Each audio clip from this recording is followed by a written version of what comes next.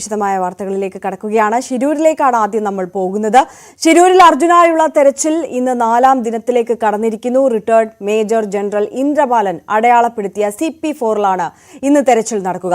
വരുന്ന 3 ദിവസത്തേക്ക് ഉത്തര കന്നഡ ജില്ലയിൽ റെഡ് അലർട്ട് പ്രഖ്യാപിച്ചിട്ടുണ്ട്. കാലാവസ്ഥ പ്രതികൂലമായാൽ മാത്രം തെരച്ചിൽ താൽക്കാലികമായി നിർത്തിവെക്കുമെന്ന് ജില്ലാ ഭരണകൂടം അറിയിച്ചിട്ടുണ്ട്.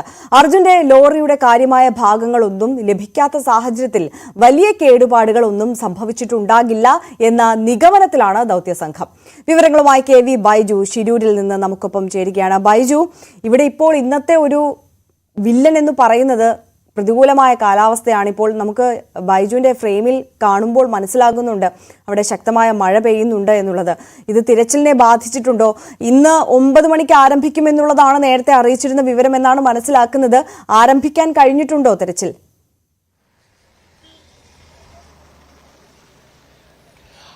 ആര്യ, ഇതുവരെ തെരച്ചിൽ ആരംഭിച്ചിട്ടില്ല. സൂചിപ്പിച്ചതുപോലെ തന്നെ കാലാവസ്ഥ പ്രതികൂലമാണ്, മഴയുണ്ട്, റെഡ് അലർട്ടാണ്. എന്തായാലും നിലവിൽ ഏതെങ്കിലും തരത്തിൽ ഇന്ന് തെരച്ചിൽ നിർത്തിവെക്കുമെന്ന രീതിയിലുള്ള പ്രതികരണമൊന്നും ഇതുവരെ വന്നിട്ടില്ല, സ്ഥിരീകരണമൊന്നും വന്നിട്ടില്ല. തെരച്ചിൽ തുടരാൻ തന്നെയാണ് സാധ്യത. ഏതായാലും നമുക്കൊപ്പം ജിതിൻ ചേരുന്നുണ്ട്. ജിതിൻ, കാലാവസ്ഥ പ്രതികൂലമാണ്, എങ്ങനെയാണ് ഇപ്പോൾ ഉറപ്പ് നൽകിയിട്ടുള്ളത് കുടുംബത്തിന്? ഇന്നലെ പറഞ്ഞിരിക്കുന്നത് റെഡ് അലർട്ട് ഇന്നുണ്ടായിരിക്കും. മഴയുടെ തോതനുസരിച്ചായിരിക്കും നമ്മൾ അത് തീരുമാനിക്കുക. നമുക്കിപ്പോൾ പ്രൊഡക്റ്റ് ചെയ്യാൻ പറ്റില്ല.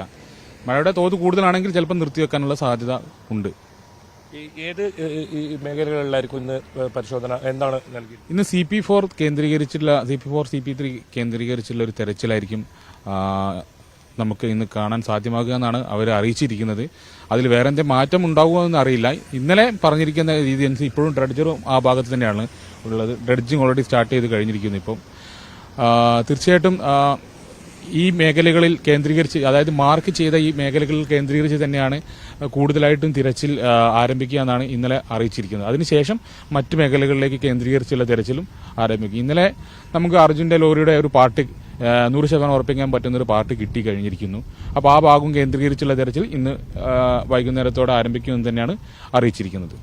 നമുക്ക് ഇന്നലെ നമ്മൾ കുടുംബം ഉൾപ്പെടെ ആവശ്യപ്പെട്ട ആ പ്രദേശത്തായിരുന്നു തെരച്ചിൽ, വലിയ പ്രദേശം ആ ഭാഗത്തുണ്ടായിരുന്നു. ഇപ്പോൾ CP4 എനിക്ക് തോന്നുന്നു കാര്യമായ തെരച്ചിൽ ഇതുവരെ ഈ 3ാം ഘട്ടത്തിൽ ഉണ്ടായിട്ടില്ല എന്ന് തോന്നുന്നു. അവിടെ എത്രത്തോളം പ്രതീക്ഷയുണ്ട്? അവിടെ പ്രതീക്ഷ എന്ന് പറഞ്ഞാൽ അവിടെ ടവറിന്റെ ഭാഗം ഉണ്ടാവാനുള്ള സാധ്യതയുണ്ട്. ഇവിടെ ഒരു ടവർ പോയിട്ടുണ്ട്. ആ ഭാഗങ്ങൾ അതിനോട് കേന്ദ്രീകരിച്ചുള്ള മേഖലകളുണ്ട്. അപ്പോൾ അതാകാൻ കാരണം ഇതിൽ നമുക്ക് ലോറി മെറ്റൽ ഡിറ്റക്ടർ ആണല്ലോ. അപ്പം കൂടുതൽ മെറ്റൽ സാന്നിധ്യമുള്ള മേഖലകളിലാണ് കണ്ടെത്താൻ പറ്റുക. ഇന്നലെ ആ ഭാഗങ്ങളിൽ നിന്നാണ് നമുക്ക് മറ്റേ ടാങ്കർ ലോറിയുടെ ഭാഗങ്ങളും ചേസ് അതെല്ലാം ലഭിച്ചിരിക്കുന്നത്. ആ ഭാഗവും നേവിയുടെയും ഇവരുടെയും സ്ട്രോങ് സിഗ്നൽ ഏരിയ തന്നെയായിരുന്നു. സാധ്യതകളുണ്ട്, മറ്റു മേഖലകളിലേക്ക് തെന്നി മാറാനുള്ള സാധ്യതകളെല്ലാം ഉണ്ട്. അപ്പം ഈ ഭാഗങ്ങളിലെല്ലാം കേന്ദ്രീകരിച്ചുള്ള തെരച്ചിൽ തന്നെ നടക്കണമെന്നാണ് നമുക്ക് ആവശ്യപ്പെട്ടത്. അത് പ്രകാരം തന്നെ ഈ ആവശ്യമെങ്കിൽ 10 ദിവസത്തിൽ കൂടുതൽ ദിവസം എടുത്ത് തന്നെ തിരച്ചിൽ നടത്തും. ലോറി കണ്ടെത്തുന്നവരെയുള്ള തെരച്ചിൽ തന്നെ നടത്തുന്നതിനാണ് ഇന്നലെ SP സാറും MLA സാറും നമ്മളോട് പറഞ്ഞിരിക്കുന്നത്.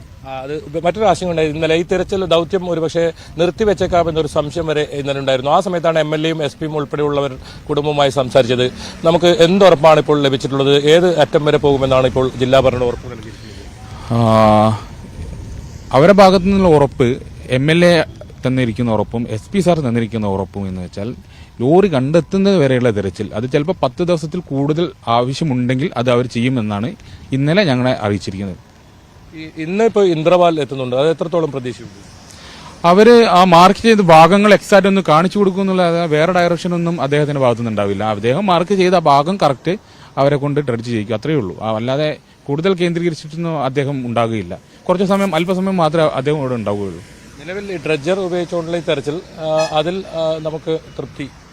അതെ, ഡ്രഡ്ജിങ് ഉള്ള ഒരു തെരച്ചിൽ മാത്രമേ ഇവിടെ സാധ്യമാകൂ എന്നുള്ള മനുഷ്യ സാധ്യമായുള്ളൊരു തെരച്ചിൽ ഇവിടെ സാധ്യമല്ല എന്ന് ആദ്യം അറിയിച്ചിരിക്കുന്നത്. അവർക്ക് അല്ലാത്ത രീതിയിലുള്ള തെരച്ചിൽ അവർ അണ്ടർ വാട്ടർ ക്യാമറ വെച്ചിട്ടെല്ലാം ചെക്ക് ചെയ്യുന്ന ആ വിഷ്വലെല്ലാം ഇന്നലെ കാണിച്ചു തന്നിട്ടുണ്ടായിരുന്നു. അത്രത്തോളം ശക്തമായിരിക്കുന്ന മണ്ണ് പാറക്കല്ലുകളും ആ വിഷയിൽ കൂടെ ഞങ്ങൾക്ക് കാണാൻ സാധിച്ചു. അതെല്ലാം നീക്കിയതിനു ശേഷം മാത്രമേ നമുക്ക് വണ്ടിയുടെ അടുത്ത് എത്താൻ സാധിക്കുകയുള്ളൂ എന്നുള്ളതാണ് അറിയിച്ചിരിക്കുന്നത്. നമുക്ക് ഏതായാലും ഇനി വലിയ ദൂരം ഉണ്ടാവില്ല. അർജുന്റെ ലോറി അർജുനെയും നമുക്ക് എത്താൻ പറ്റുന്ന പ്രതീക്ഷ തന്നെയാണല്ലേ? അതെ, ഈ ഒരു പരിസര ഭാഗത്ത് തന്നെ ഉണ്ട്. അതിന്റെ ഉദാഹരണം എന്നോളം ഇന്നലെ ഒരു പാർട്ട് നമുക്ക് ലഭിക്കുകയും ചെയ്തു. നമുക്ക് നിരവധി അഭ്യൂഹങ്ങൾ വരുന്നത് ലോറി ഏത് ഭാഗത്താണ് പാർക്ക് ചെയ്തതെന്നൊക്കെ ആ കാര്യത്തിൽ എന്തെങ്കിലും ഒരു വ്യക്തത നിങ്ങൾക്ക് ലഭിച്ചിട്ടുണ്ടോ? ഇന്നലെ MLA സംസാരിച്ചു എന്നാണ് ഞാൻ മനസ്സിലാക്കാൻ സാധിക്കുന്നത്. അവരും പറഞ്ഞിരിക്കുന്നത് ലോറി നമ്മുടെ GPS ലൊക്കേഷൻ പ്രകാരമുള്ള സ്ഥലത്ത് തന്നെയാണ് എന്നെല്ലാവരും കൺഫേം ചെയ്തിട്ടുണ്ട്. ഓക്കെ, അതാണ് എന്തായാലും ആര്യ ഇപ്പോൾ ജിതിൻ പറയുന്നത് പ്രകാരം CP4-ൽ CP4 കേന്ദ്രീകരിച്ചാണ് ഇത്തരത്തിൽ ഇന്നത്തെ തെരച്ചിൽ നടക്കുക.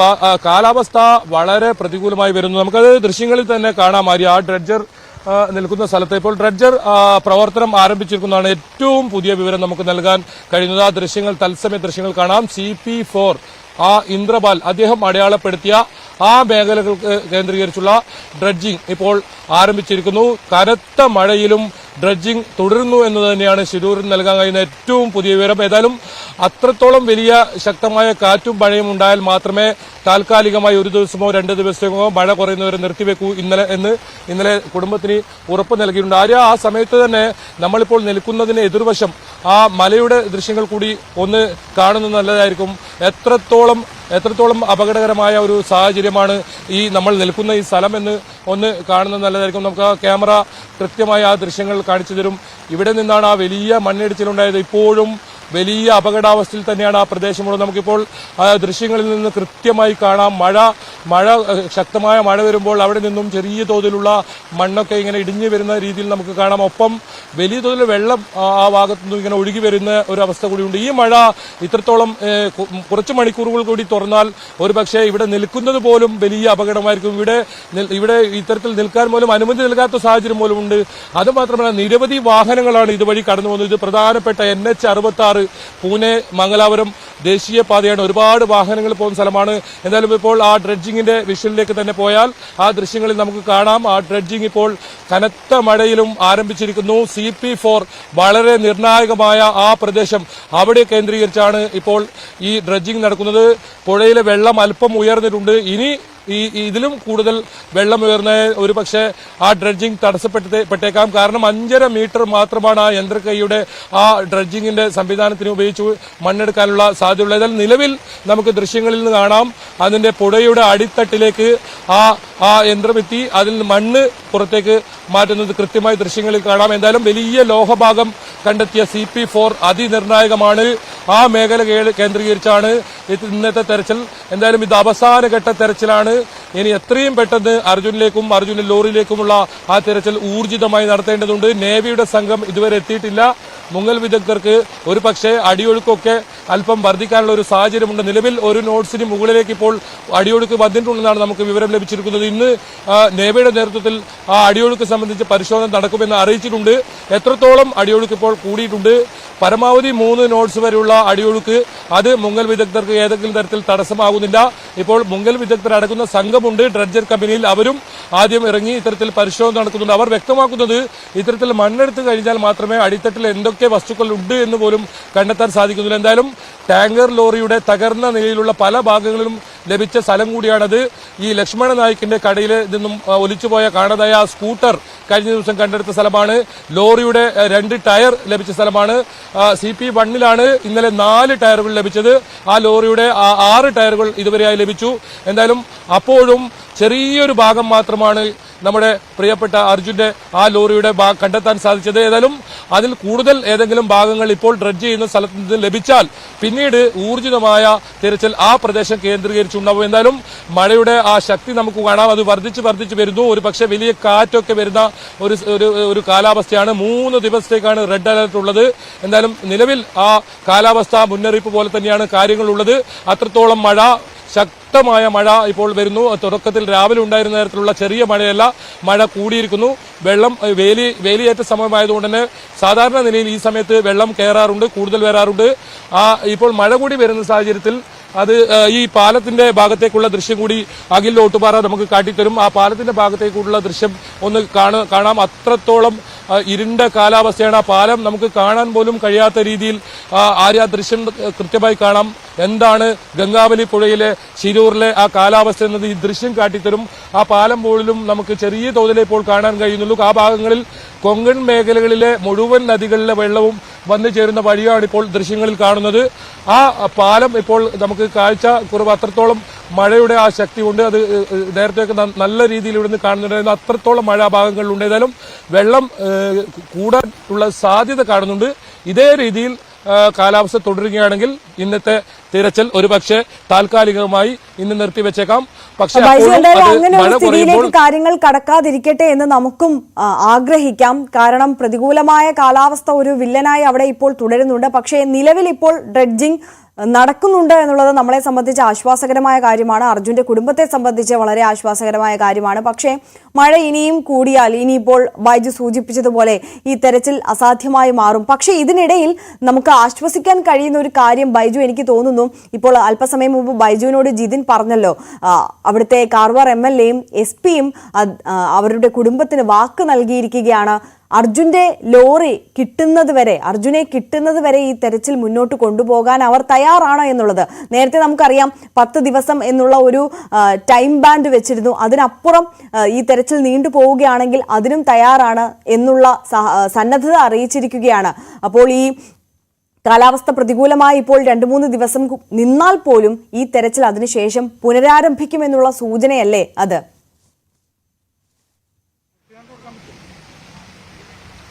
തീർച്ചയായും അത് ഏറ്റവും പ്രതീക്ഷ നൽകുന്ന ഒരു കാര്യം തന്നെയാണ്. അത് ജിതിൻ പറഞ്ഞതിൽ ഏറ്റവും പ്രധാനവും അത് തന്നെയാണ്. ഇനി അർജുന്റെ ലോറിയും കണ്ടെത്തുന്നവരെ തിരച്ചിൽ തുടരുമെന്ന ആ വാക്ക് അത് ഇന്ന് ഏറ്റവും പ്രധാനമായ ഒരു വാക്ക് തന്നെ. അത് കുടുംബത്തിനെ സംബന്ധിച്ചിടത്തോളം ഏറ്റവും ആശ്വാസകരമാണ്. എന്തായാലും ആ ദൃശ്യങ്ങൾ നമുക്ക് കാണാം. ഇപ്പോൾ ഡ്രെഡ്ജിംഗ് ഇപ്പോൾ നടക്കുന്നില്ല. മഴ ഒരുപക്ഷെ ഒരു വില്ലനാകുമോ എന്നൊരു സംശയമുണ്ട്. പക്ഷേ ഏതെങ്കിലും കാരണവശാൽ ഇത് തടസ്സമുണ്ടാകാതെ തുടർച്ചയായി ഇത്തരത്തിൽ ഡ്രെഡ്ജിംഗ് നടത്തിയാൽ മാത്രമേ നമുക്ക് വളരെ പെട്ടെന്ന് അർജുനിലേക്ക് എത്താൻ പറ്റും, അർജുന്റെ ലോറിയിലേക്ക് എത്താൻ പറ്റും.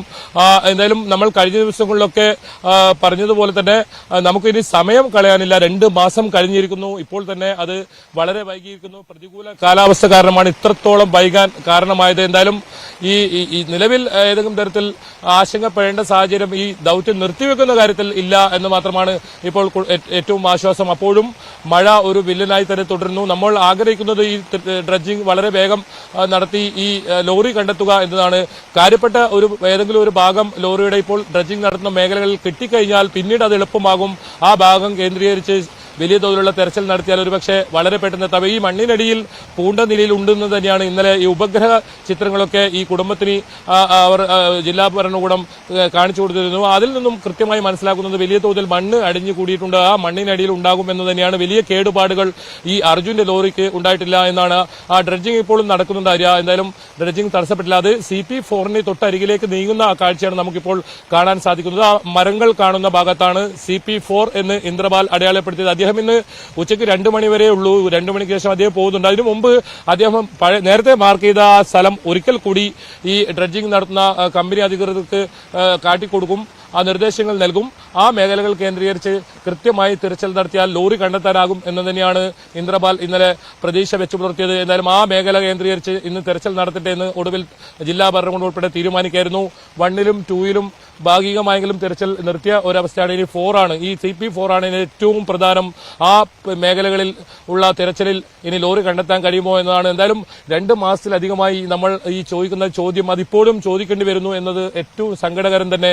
കാലാവസ്ഥ പലപ്പോഴും നേരത്തെയൊക്കെ വന്നപ്പോൾ തന്നെ ഇതേ കാലാവസ്ഥ എങ്ങനെയായിരുന്നു, ആ കാലാവസ്ഥയ്ക്ക് കാലവർഷത്തിൽ ശക്തമായ ആ സമയത്തായിരുന്നു നമ്മളിവിടെ എത്തിയിരുന്നത്. അതേ കാലാവസ്ഥയിൽ ഇപ്പോൾ നീങ്ങുന്നു എന്നതും വലിയ ആശങ്ക ഉണ്ടാക്കുന്നു. ഏതായാലും ഏതെങ്കിലും തരത്തിൽ ഇപ്പോൾ നിലവിൽ ഈ തെരച്ചിലിനെ ഇത് ബാധിച്ചിട്ടില്ല, നിർത്തിവെച്ചിട്ടില്ല. അത് പ്രവർത്തിക്കുമെന്ന് തന്നെ ചെയ്യുന്നുണ്ട്. ആര്യ, തീർച്ചയായും KV ബൈജു ആണ് ശിരൂരിൽ നിന്നുള്ള വിവരങ്ങളും തത്സമയ കാഴ്ചകളും നമ്മളിലേക്ക് എത്തിച്ചത്. എന്തായാലും ബൈജുവിലേക്ക് നമുക്ക് വരും മണിക്കൂറുകളിൽ മടങ്ങിയെത്താം. അപ്ഡേഷൻ വരുന്ന മുറയ്ക്ക് മടങ്ങിയെത്താം. മറ്റൊരു വാർത്തയിലേക്ക് കടക്കുകയാണ്. ഇപ്പോൾ ലബനനിൽ ഇസ്രായേൽ നടത്തിയ മിസൈൽ ആക്രമണത്തിൽ 492 പേർ കൊല്ലപ്പെട്ടു. സ്ത്രീകളും കുട്ടികളും ഉൾപ്പെടെ നിരവധി പേർക്ക് പരിക്കേറ്റു. 20 വർഷത്തിനിടയിൽ ലബനനിൽ നടക്കുന്ന ഏറ്റവും വലിയ ആക്രമണമാണ് ഇത്. ഹിസ്ബുള്ളയെ ലക്ഷ്യമിട്ടായിരുന്നു ആക്രമണം എന്ന് ഇസ്രായേൽ അറിയിച്ചു. ഹിസ്ബുള്ള തിരിച്ചും ആക്രമണം നടത്തി. വടക്കൻ ഇസ്രായേലിനെ ലക്ഷ്യമിട്ട് 200 മിസൈലുകളാണ് വിക്ഷേപിച്ചത്. ആക്രമണത്തോടെ ഗാസയ്ക്ക് പുറമെ യുദ്ധം ഇസ്രായേലിലേക്ക് കൂടി വ്യാപിക്കുമോ എന്ന ആശങ്കയിലാണ് ലോകം. വിവരങ്ങളുമായി ഇന്റർനാഷണൽ ഡെസ്കിൽ നിന്ന് സുവി വിശ്വനാഥൻ ചേരുന്നു. സുവി, ഇപ്പോൾ ഈ പറഞ്ഞതുപോലെ തന്നെ യുദ്ധം കടുക്കുകയാണ്. ഹിസ്ബുള്ളയെ ലക്ഷ്യമിട്ടുള്ള ഇസ്രായേലിന്റെ ആക്രമണം, ഹിസ്ബുള്ള കടുത്ത രീതിയിൽ തന്നെ പ്രത്യാക്രമണം നടത്തുന്നു. അത് ഗാസയ്ക്ക് സമാനമായ സാഹചര്യത്തിലേക്ക് ഇസ്രായേൽ പോകുമോ എന്നുള്ള ആശങ്കയുണ്ട്. അതേസമയം തന്നെ ലെബനനിൽ കൊല്ലപ്പെട്ടവരുടെ എണ്ണം ഈ 492 എന്നുള്ള ഒരു നമ്പറിൽ നമുക്ക് അതിനെ ഒതുക്കി നിർത്താൻ കഴിയില്ല. നമ്മൾ അനൌദ്യോഗികമായ കണക്കുകളിലേക്കൊക്കെ കടന്നാൽ 500 കടന്നിട്ടുണ്ടാകാം. അനുനിമിഷം മരണസംഖ്യ ഉയരുന്ന ഒരു സാഹചര്യമായിരിക്കാം ഉറപ്പായും അവിടെ. കാരണം 1500-ലധികം ആളുകൾക്ക് പരിക്കേറ്റ് അവർ ചികിത്സയിൽ കഴിയുന്നു. 35ഓളം കുട്ടികൾ ആണ് ഈ ആക്രമണത്തിൽ കൊല്ലപ്പെട്ടത്. ജീവൻ കൈപ്പിടിച്ചുകൊണ്ടൊരു ജനത, സാധാരണക്കാരായ ജനത അവിടെ നിന്ന് കൂട്ടപലായനം ചെയ്യുകയാണ്. സമാനതകളില്ലാത്ത അരക്ഷിതാവസ്ഥയുടെ കാഴ്ചകളാണ് വരുന്നത്, അല്ലേ? തീർച്ചയായും ആര്യ, ഗാസയ്ക്ക് ശേഷം ഇപ്പോൾ ലെബനനിലേക്ക് കൂടെ ആക്രമണം വ്യാപിപ്പിക്കുകയാണ് ഇസ്രായേൽ. ഒരു കൂട്ടക്കുരുതിയാണ് കഴിഞ്ഞ ദിവസം ലെബനനിൽ ഉണ്ടായത്. 492 പേരാണ് ഒറ്റയടിക്ക് മരിച്ചത്. ഇത് മിസൈൽ ആക്രമണമായിരുന്നു, വ്യോമാക്രമണമാണ് ഇസ്രായേൽ നടത്തിയത്. അതിൽ നിരവധി പേർക്ക് പരിക്കേറ്റിട്ടുണ്ട്. 1645 പേർക്കാണ് പരിക്കേറ്റിരിക്കുന്നത്. അതിൽ 58 പേർ സ്ത്രീകളും 35 പേർ കുട്ടികളുമാണ് എന്ന വിവരമാണ് പുറത്തു. വലിയ തോതിലുള്ള ആക്രമണമാണ് ലെബനനിൽ നടന്നിരിക്കുന്നത്. പേജർ സ്ഫോടനങ്ങൾ, വാക്കി ടോക്കി സ്ഫോടനങ്ങൾ, അതിനുശേഷം സോളാർ ബാറ്ററികളുടെ സ്ഫോടനങ്ങൾ, ഇതിനെല്ലാം തന്നെ ശേഷമാണ് വ്യോമാക്രമണത്തിലേക്ക് ഇസ്രായേൽ കടന്നിരിക്കുന്നത്. 1300 ഹിസ്ബുള്ള കേന്ദ്രങ്ങൾ ആക്രമിച്ചു എന്ന് ഇസ്രായേൽ അവകാശപ്പെടുന്നു. ഹിസ്ബുള്ള കേന്ദ്രങ്ങൾക്ക് നേരെയാണ് താങ്കൾ ആക്രമണം നടത്തിയത് എന്നും സാധാരണക്കാർക്കായവർക്ക് നേരെ താങ്കൾ ആക്രമണം നടത്തിയിട്ടില്ല എന്നുമാണ് ഇസ്രായേൽ അറിയിക്കുന്നത്. പക്ഷേ ഇതിനകത്ത് പ്രധാനമായും വരുന്നത് ഇവരെ ആക്രമിച്ചു എന്ന വിവരങ്ങളാണ്. സാധാരണക്കാർക്കാണ് കൂടുതലായി പരിക്കേറ്റിരിക്കുന്നത്. മനുഷ്യ ഷീൽഡായി സാധാരണക്കാരെ ഹിസ്ബുള്ള പ്രവർത്തിപ്പിക്കുന്നു എന്നൊരു ആരോപണമാണ് ഇസ്രായേൽ മുന്നോട്ട് വെച്ചിരിക്കുന്നത്. ഏതായാലും യുദ്ധം കടുക്കുകയാണ്. പശ്ചിമേഷ്യയിൽ ഗാസയ്ക്ക് പിന്നാലെ ലെബനനിലേക്ക് കൂടെ യുദ്ധം വ്യാപിക്കുന്നു എന്നൊരു ആശങ്കയാണ് ഇപ്പോഴുള്ളത്. കൂടുതൽ സൈന്യത്തെ ഇവിടേക്ക് അയക്കുമെന്ന് ഇതിനോടകം തന്നെ അമേരിക്ക വ്യക്തമാക്കിയിട്ടുണ്ട്, അപലപിക്കുകയും ചെയ്തിട്ടുണ്ട്. ഈ ആക്രമണത്തെ ഇസ്രായേൽ നടത്തുന്നത് ക്രൂരമായ ആക്രമണമാണ് എന്നാണ് ഐക്യരാഷ്ട്രസഭയുടേതായ വൃത്തങ്ങൾ പുറപ്പെടുവിക്കുന്നത്. ഏതായാലും ഇപ്പോൾ വലിയ തോതിലുള്ള ആക്രമണം തുടർന്നുകൊണ്ടേ ഇരിക്കുകയാണ്. സുവി ഇപ്പോൾ സൂചിപ്പിച്ചതുപോലെ തന്നെ അമേരിക്കയുടെ സൈനിക പിന്തുണ കൂടി ലഭ്യമാകുമ്പോൾ കൂടുതൽ കരുത്തരാവുകയാണ് ഇസ്രായേൽ. അത് അവർക്ക് കൂടുതൽ ശക്തമായ ആക്രമണം നടത്താൻ കരുത്തു പകരും ഉറപ്പായും. അങ്ങനെയെങ്കിൽ ലെബനനിലെ സാഹചര്യം അത് അതീവ ദുഷ്കരമായി മാറും എന്നുള്ളത് തീർച്ചയാണ്, അല്ലേ? തീർച്ചയായും അതീവ ദുഷ്കരമായി ലെബനനിലെ സാഹചര്യം മാറും എന്ന് തന്നെയാണ് ഏറ്റവും പുറത്തുവരുന്ന വിവരം. അമേരിക്ക കൂടുതൽ സൈനിക സഹായം ഇസ്രായേലിന് നൽകാൻ തീരുമാനിക്കുകയാണ്. അങ്ങനെയാണെങ്കിൽ യുദ്ധം കൂടുതൽ കടുക്കുന്ന ഒരു ലെവലിലേക്ക് മാറും. ഹിസ്ബുള്ള തിരിച്ചടിക്കുന്നുമുണ്ട്. 200 മിസൈൽ ആക്രമണമാണ് ഇപ്പോൾ ഹിസ്ബുള്ള ഇസ്രായേലിലേക്ക് തൊടുത്തുവിട്ടിരിക്കുന്നത്. അതിർത്തികളിൽ നിന്നെല്ലാവരോടും മാറിപ്പോകാൻ ഇസ്രായേൽ ഇതിനോടകം ആവശ്യപ്പെട്ടിട്ടുണ്ട്. തെക്കൻ ലെബനനിലും അതുപോലെ തന്നെ വടക്കൻ ഇസ്രായേലിലും യുദ്ധം രൂക്ഷമായി തന്നെ തുടരുന്ന കാഴ്ചയാണ് നമുക്ക് കാണാൻ സാധിക്കുന്നത്. ആര്യ, തീർച്ചയായും സുവി വിശ്വനാഥനാണ് വിവരങ്ങൾ നൽകിയത്. യുഎന്നിലെ ഇന്ത്യയുടെ സ്ഥിരാംഗത്വത്തിന് അമേരിക്കയുടെ പിന്തുണ. ഇന്ത്യക്ക് സ്ഥിരാംഗത്വം നൽകുന്നതിനെ എതിർക്കില്ലെന്ന് അമേരിക്ക വ്യക്തമാക്കി. ആന്റണി ബ്ലിങ്കനുമായുള്ള മോദിയുടെ കൂടിക്കാഴ്ചയിലാണ് ഇക്കാര്യം ചർച്ചാ വിഷയമായത്. അതേസമയം റഷ്യ യുക്രൈൻ യുദ്ധത്തിൽ മധ്യസ്ഥം വഹിക്കാൻ തയ്യാറെന്ന സൂചന നൽകിയിരിക്കുകയാണ് ഇന്ത്യ. ന്യൂയോർക്കിൽ യുക്രൈൻ പ്രസിഡന്റ് സെലൻസ്കിയുമായി നടന്ന ചർച്ചയിലാണ് മോദി സൂചന നൽകിയത്. സുവി വിശ്വനാഥൻ തുടരുന്നുണ്ട് നമുക്കൊപ്പം. സുവി, ഏറെ ആശാവഹമായ കാര്യമാണ് എന്തായാലും ഇന്ത്യ യുക്രൈൻ റഷ്യ യുദ്ധത്തിൽ മധ്യസ്ഥം വഹിക്കാം എന്നുള്ള ഒരു കാര്യം സൂചിപ്പിച്ചത്. വളരെ കാലങ്ങളായി അവർ യുദ്ധമുഖത്താണ്. അതിനൊരു അറുതി വരുത്താൻ ഇന്ത്യയെ കൊണ്ട് സാധിക്കുമെന്നുണ്ടെങ്കിൽ, അല്ലെങ്കിൽ ഇന്ത്യ മധ്യസ്ഥം വഹിക്കുന്നത് കൊണ്ട് സാധിക്കുമെന്നുണ്ടെങ്കിൽ അത് വലിയ കാര്യം തന്നെ. അതോടൊപ്പം ഇന്ത്യയെ സംബന്ധിച്ച് പ്രധാനപ്പെട്ട കാര്യം യുഎന്നിൽ സ്ഥിരാംഗത്വത്തിന് അമേരിക്കയുടെ പിന്തുണ ലഭിക്കുന്നു. അതും വളരെ പോസിറ്റീവായിട്ടുള്ള ഒരു വാർത്ത തന്നെയാണല്ലേ? ഇന്ത്യയെ സംബന്ധിച്ച് സ്വാഗതാർഹമായ കാര്യമാണ് യുഎന്നിൽ ഒരു സ്ഥിരാംഗത്വം എന്നത്. കാലങ്ങളായി ഇന്ത്യ ആവശ്യപ്പെടുന്ന ഒരു കാര്യമാണ് യുഎന്നിൽ ഒരു സ്ഥിരാംഗത്വം വേണം എന്ന ആവശ്യം. അത് പല ഘട്ടങ്ങളിലായി ഒളിഞ്ഞും തെളിഞ്ഞും ഇന്ത്യ യുഎന്നിലും മറ്റ് ഐക്യരാഷ്ട്രങ്ങളോടും പറയുന്നുണ്ട്. പക്ഷേ അതിനൊരു പരസ്യ പ്രതികരണം ഇതാദ്യമായാണ് പുറത്തു വരുന്നത്. അമേരിക്കയുടെ വിദേശകാര്യ സെക്രട്ടറി ആന്റണി ബ്ലിങ്കനാണ് ഇപ്പോൾ ഇക്കാര്യം പരസ്യമായി പ്രസ്താവിച്ചിരിക്കുന്നത്. യുഎന്നിൽ കാതലായ മാറ്റം വേണം. യുഎൻ തുടങ്ങുമ്പോൾ 1947 1946 UN തുടങ്ങുമ്പോഴുണ്ടായ സാഹചര്യമല്ല ഇപ്പോൾ ലോകത്ത് നിലനിൽക്കുന്നത്. മാറ്റങ്ങൾ അനിവാര്യമായിരിക്കുന്ന ഒരു സാഹചര്യമാണ്. ഇന്ത്യക്ക് UN-ൽ സ്ഥിരാംഗത്വം നൽകണം എന്ന് അമേരിക്ക പരസ്യമായി പറയുന്ന ഒരു സാഹചര്യമാണ് ഉണ്ടായിരിക്കുന്നത്. UN സുരക്ഷാ സമിതി വിപുലീകരിക്കണം എന്നും ആവശ്യപ്പെടുന്നു. വികസന രാജ്യങ്ങൾക്കും പ്രാതിനിധ്യം നൽകണം, ഒപ്പം ലാറ്റിൻ അമേരിക്കൻ രാജ്യങ്ങൾക്കും പ്രാതിനിധ്യം നൽകണം, ജർമ്മനി, ജപ്പാൻ തുടങ്ങിയ രാജ്യങ്ങൾക്കും പ്രാതിനിധ്യം നൽകണം എന്നാണ് പറയുന്നത്. ചർച്ച ഉടൻ ആരംഭിക്കണമെന്ന് വിദേശകാര്യ സെക്രട്ടറി ആന്റണി ബ്ലിങ്കനാണ് ആവശ്യപ്പെട്ടിരിക്കുന്നത്. ഇന്ത്യക്ക് സ്വാഗതാർഹമായ കാര്യം തന്നെയാണ് ഇപ്പോൾ പുറത്തു വന്നിരിക്കുന്നത്. ഏതായാലും ഇതിനെ ഇന്ത്യ സ്വാഗതം ചെയ്യുന്നുണ്ട്. അതിനുശേഷം ഈ ആന്റണി ബ്ലിങ്കൻ ഭാവിയിലേക്കുള്ള ഉച്ചകോടി, ഐക്യരാഷ്ട്ര പൊതുസഭയുടെ ഭാവിയിലേക്കുള്ള ഉച്ചകോടിയിലാണ് ഇത്തരത്തിൽ ഒരു പ്രസ്താവന പരസ്യമായി നടത്തുകയും ചെയ്തിരിക്കുന്നത്. മറ്റൊരു പ്രധാനപ്പെട്ട കാര്യം ഉള്ളത്, അന്റോണിയോ സെലൻസ്കിയുമായി പ്രധാനമന്ത്രി കൂടിക്കാഴ്ച നടത്തിയിരുന്നു. ആ കൂടിക്കാഴ്ചയിലാണ് വേണമെങ്കിൽ ഇന്ത്യ മധ്യസ്ഥം വഹിക്കാൻ തയ്യാറാണ് എന്ന സൂചനകൾ നൽകിയിരിക്കുന്നത്. റഷ്യ-യുക്രൈൻ യുദ്ധം ഇപ്പോഴും തുടരുന്ന പശ്ചാത്തലത്തിൽ ഇന്ത്യ മധ്യസ്ഥം വഹിക്കാൻ തയ്യാറാവുന്നു എന്നതാണ് ഏറ്റവും എടുത്തു പറയേണ്ടത്. റഷ്യ എന്നത് ഇന്ത്യയുടെ സുഹൃത്താണ്. യുക്രൈനും ഇന്ത്യയുടെ സൗഹൃദ രാഷ്ട്രങ്ങളുടെ പട്ടികയിൽ തന്നെ വരും. അപ്പോൾ മധ്യസ്ഥം വഹിക്കുകയാണെങ്കിൽ യുദ്ധം അവസാനിപ്പിക്കാൻ സാധിക്കും എന്നൊരു പ്രതീക്ഷയാണ് ഇന്ത്യ മുന്നോട്ട് വെച്ചിരിക്കുന്നത്. ആര്യ. ശരി, സുവി വിശ്വനാഥനാണ് വിവരങ്ങൾ നൽകിയത്. കൂടുതൽ വാർത്തകൾ ഇടവേളയ്ക്ക് ശേഷം.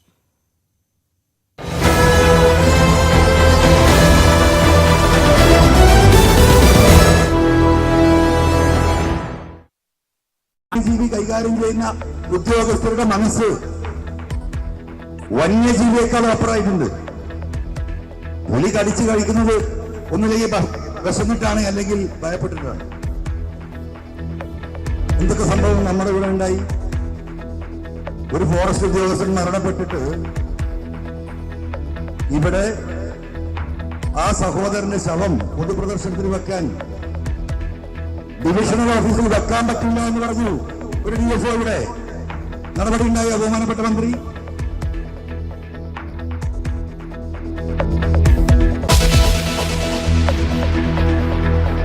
കുട്ടികളുടെ അശ്ലീല ചിത്രങ്ങൾ കാണുന്നതും കുറ്റകരം. സുപ്രധാന വിധിയുമായി സുപ്രീം കോടതി.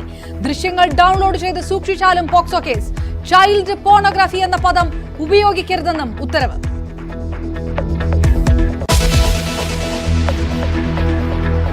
കാല് കുത്താനിടമില്ലാതെ കേരളത്തിൽ തീവണ്ടി യാത്ര. വേണാട് എക്സ്പ്രസിൽ 2 വനിതാ യാത്രക്കാർ കുഴഞ്ഞു വീണു. വന്ദേ ഭാരതിന് വേണ്ടി വൈകിപ്പിക്കുന്നുവെന്ന് യാത്രക്കാർ.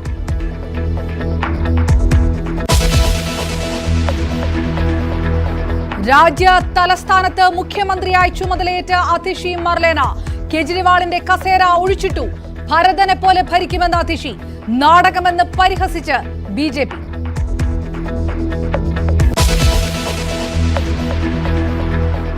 ശ്രീലങ്കയ്ക്ക് പുതിയ തലവൻ. സത്യപ്രതിജ്ഞ ചെയ്ത് അനുരാഗ് കുമാർ.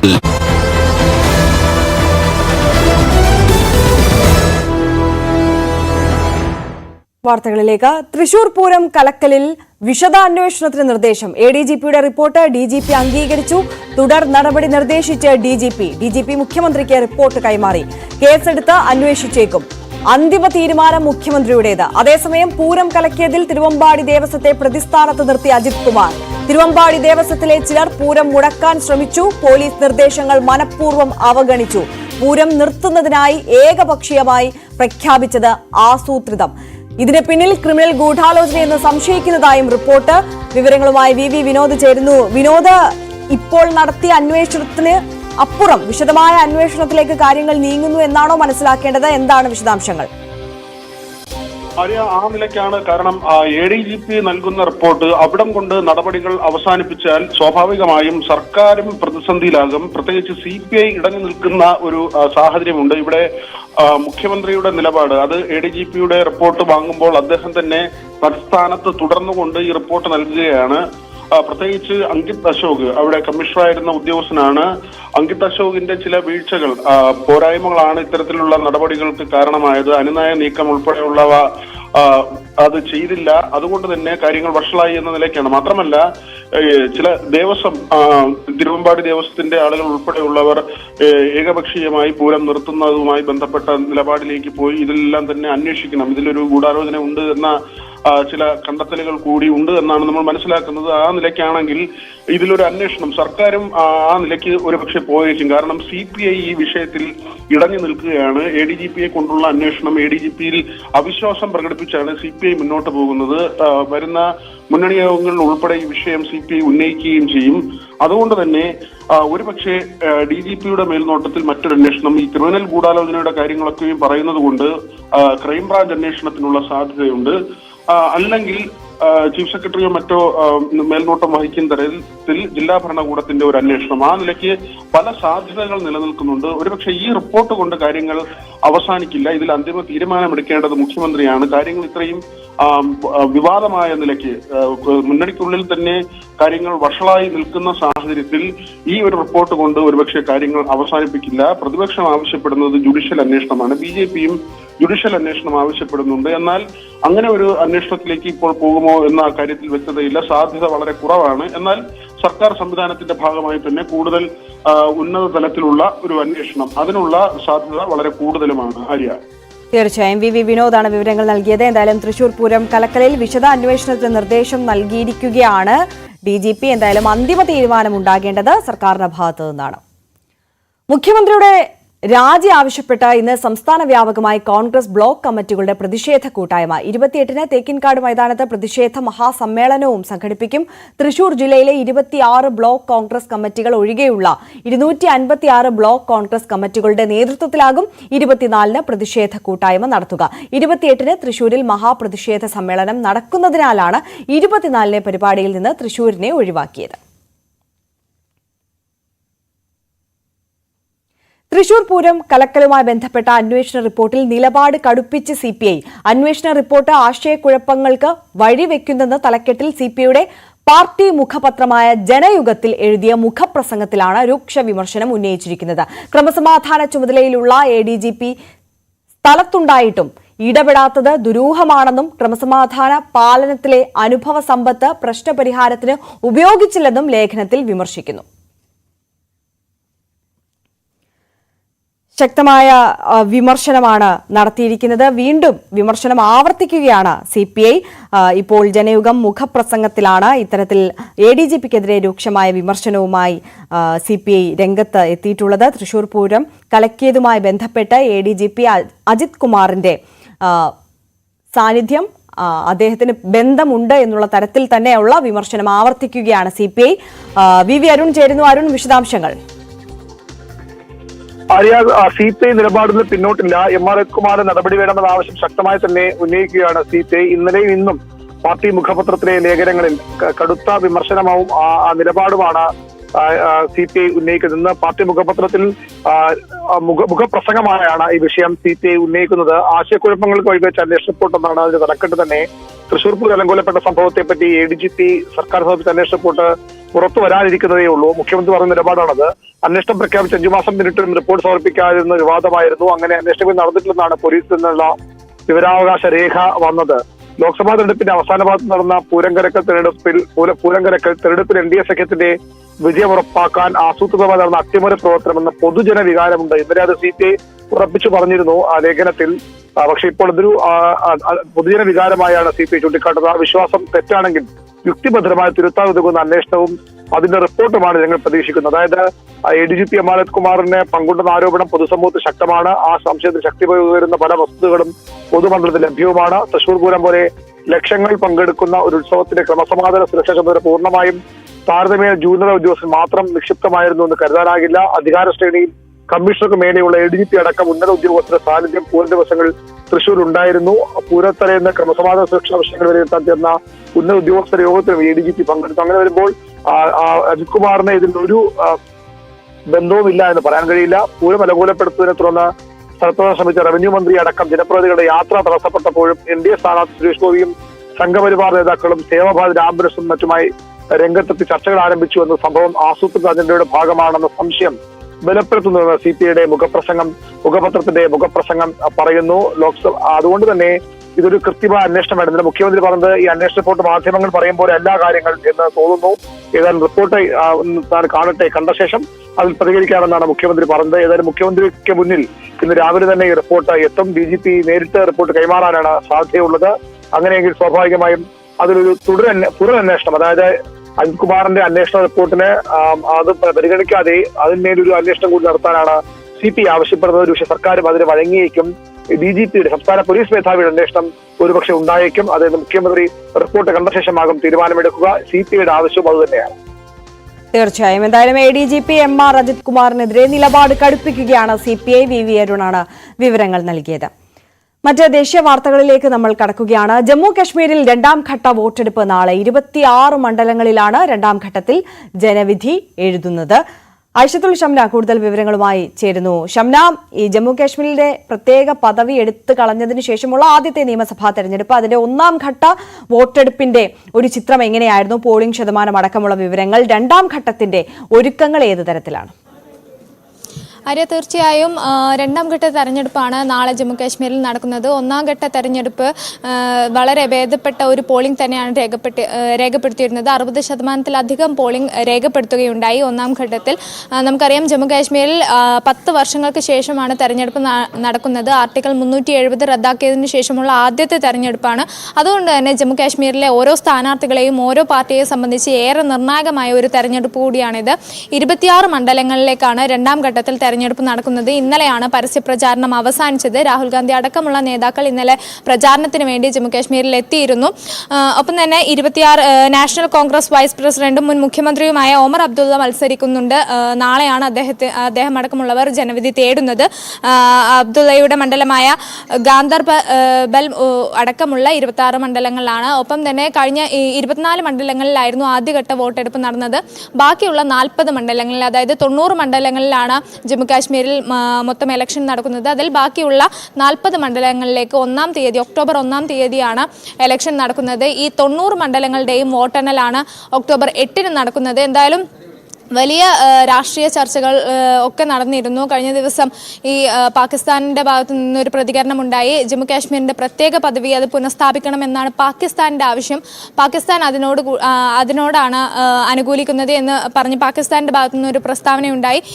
ഇതിനെ വലിയ ഒരു രാഷ്ട്രീയ ആയുധമാക്കിയാണ് BJP കണ്ടിരുന്നത്. കാരണം കോൺഗ്രസും അതേ ആവശ്യം തന്നെയാണ് മുന്നോട്ട് വെക്കുന്നത്. അതുകൊണ്ട് തന്നെ കോൺഗ്രസും പാകിസ്ഥാനും ഒരേ അജണ്ടയാണ് എന്ന തരത്തിൽ വലിയ രാഷ്ട്രീയ ആയുധമാക്കി BJP പറയുകയുണ്ടായി. അമിത്ഷാ അടക്കമുള്ളവർ പ്രചാരണത്തിനെത്തിയപ്പോൾ അത് ചൂണ്ടിക്കാണിക്കുകയുമുണ്ടായി. അങ്ങനെ കഴിഞ്ഞ ദിവസങ്ങളിലായി വലിയ രാഷ്ട്രീയ വിവാദങ്ങൾക്ക് അല്ലെങ്കിൽ അത്തരം സാഹചര്യങ്ങളിലേക്കാണ് ജമ്മു കാശ്മീർ പോയത്. എന്തായാലും ഈ നാളെ തെരഞ്ഞെടുപ്പ് രണ്ടാം ഘട്ടം നടക്കുന്നു. അതിനുശേഷം 1-ാം തീയതിയോടുകൂടി അവസാനഘട്ട തെരഞ്ഞെടുപ്പും കൂടി നടക്കുന്നതോടുകൂടി തന്നെ ജമ്മു കാശ്മീരിന്റെ വിധി എന്താവുമെന്ന് അറിയാൻ ഉറ്റുനോക്കുകയാണ്. ഏറെ നിർണായകമായ ഈ തെരഞ്ഞെടുപ്പ് എന്തായാലും എല്ലാ പാർട്ടികൾക്കും ഒരുപോലെ നിർണായകമായ ഒരു തെരഞ്ഞെടുപ്പാണ് എന്നത് തന്നെയാണ് ഏറ്റവും പ്രധാനപ്പെട്ടതും. ആര്യ, തീർച്ചയായും ഷംനയാണ് വിവരങ്ങൾ നൽകുന്നത്. ഷംന, എന്തായാലും തുടരുക. മറ്റൊരു വാർത്തയുടെ വിശദാംശങ്ങൾ കൂടി ചോദിച്ചറിയേണ്ടതുണ്ട്. തിരുപ്പതി ക്ഷേത്രത്തിലെ ലഡു വിവാദം ദേശീയ തലത്തിൽ ചർച്ചയാക്കാൻ സംഘപരിവാർ.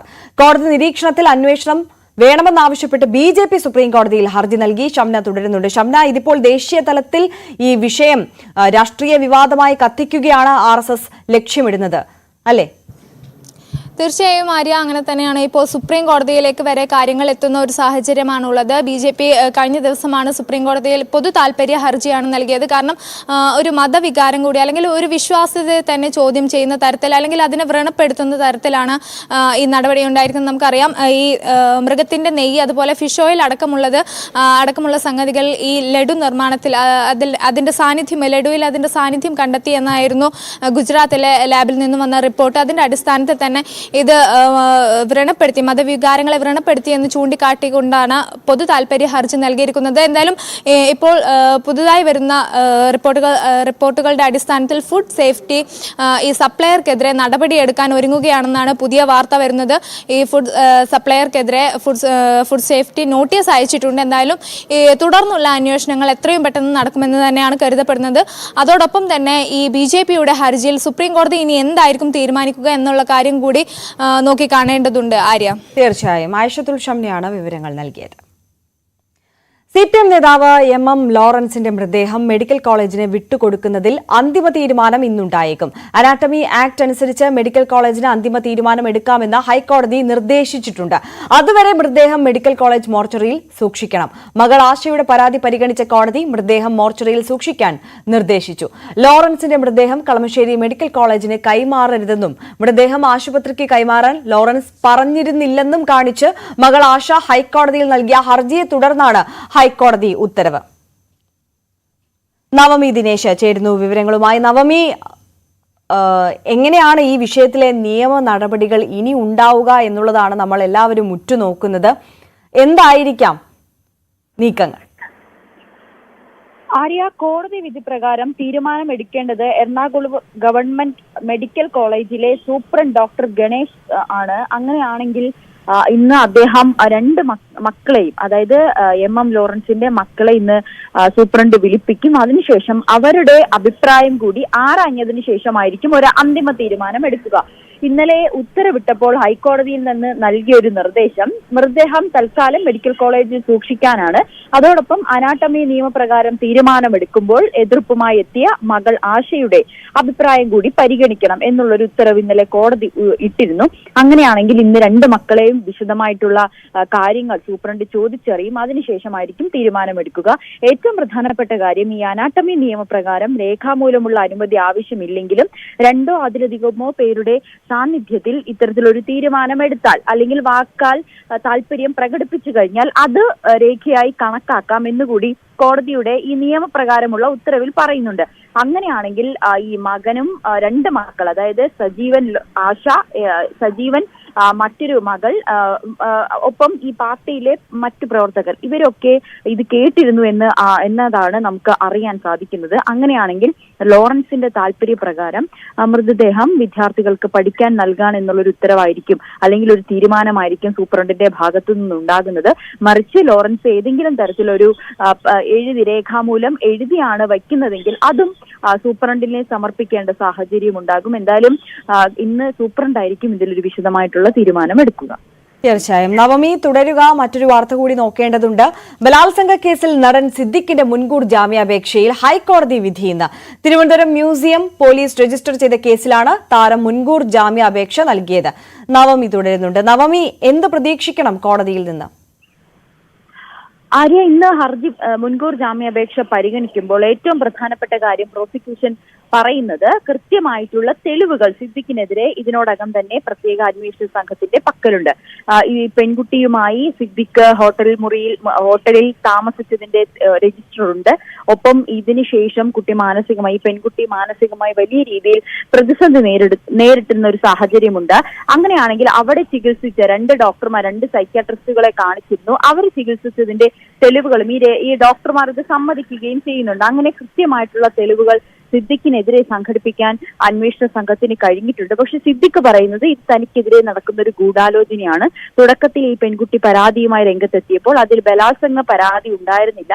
പിന്നീട് അത് എഴുതി ചേർത്തതാണ്. അതിന് പിന്നെ തന്നെ ഗൂഢാലോചനയാണ്, തന്നെ മനഃപൂർവ്വം ഇത് കൊടുക്കുന്നതിന് വേണ്ടിയിട്ടുള്ള ഒരു പരാതിയാണ് പെൺകുട്ടി എടുത്തതെന്നാണ് ഇപ്പോൾ സിദ്ദിഖ് ആരോപിക്കുന്നത്. അങ്ങനെയാണെങ്കിൽ ഇന്ന് വിശദമായിട്ടുള്ളൊരു വാദമായിരിക്കും കോടതിയിൽ നടക്കുക. അതിനുശേഷമായിരിക്കും ഇതിൽ ഒരു കൃത്യമായിട്ടുള്ള ഒരു ഉത്തരവ് കോടതിയുടെ ഭാഗത്തു നിന്നും ഉണ്ടാകുന്നത്.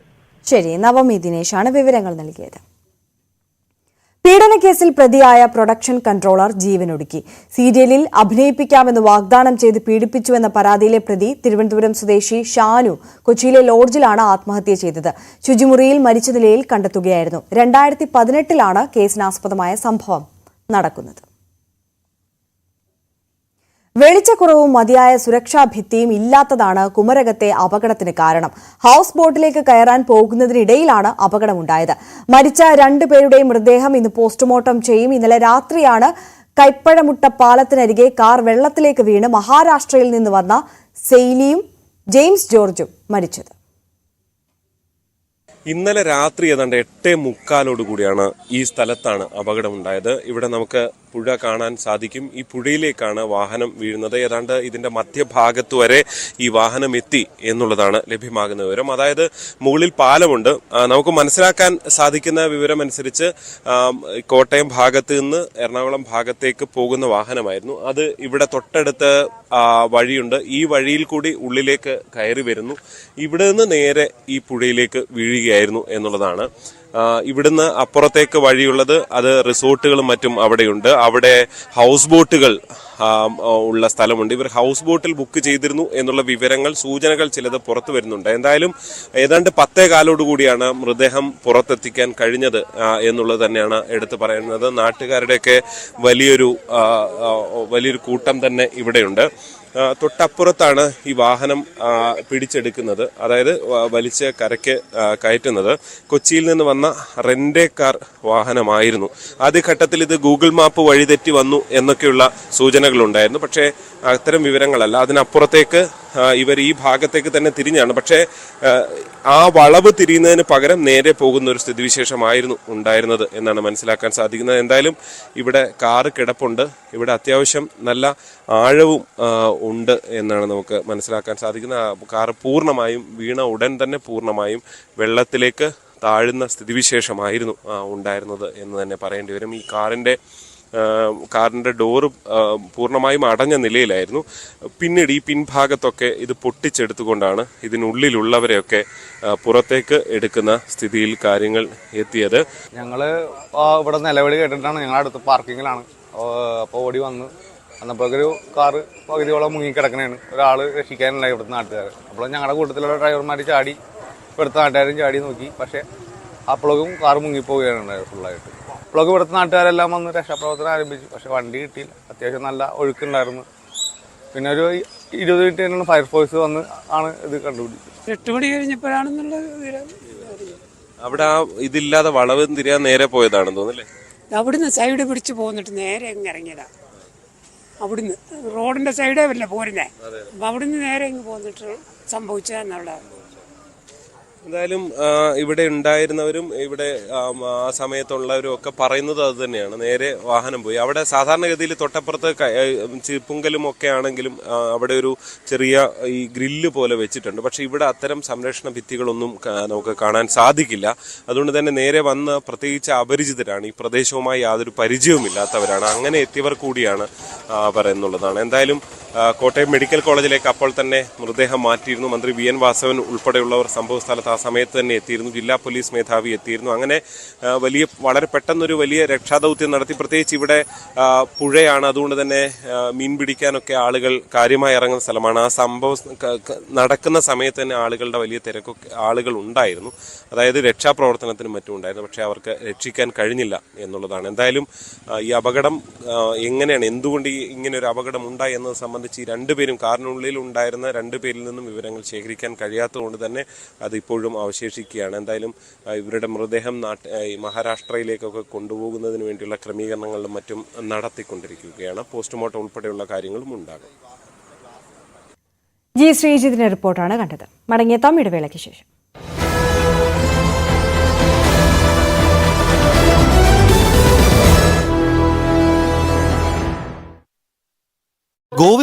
അയൽ രാജ്യങ്ങളിൽ ശ്രീലങ്കയ്ക്ക് പ്രമുഖ സ്ഥാനമെന്ന് നരേന്ദ്രമോദി. ചൈനീസ് അനുകൂല പാർട്ടി ഇന്ത്യക്ക് ഗുണമാകുമോ എന്ന് ഉറ്റുനോക്കി രാഷ്ട്രീയ ലോകം.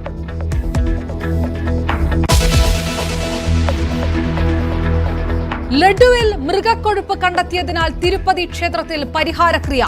രാവിലെ ശാന്തിഹോമം നടത്തി തിരുപ്പതി ടെമ്പിൾ ദേവസ്വം.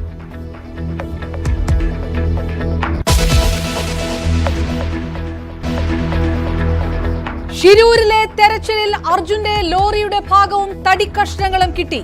കണ്ടെത്തിയ അസ്ഥി മൃഗത്തിന്റേത്. ജില്ലാ ഭരണകൂടവുമായുള്ള ഭിന്നതയെ തുടർന്ന് മടങ്ങിയ ഈശ്വർ മാൽപേ തിരികെ എത്തിയില്ല.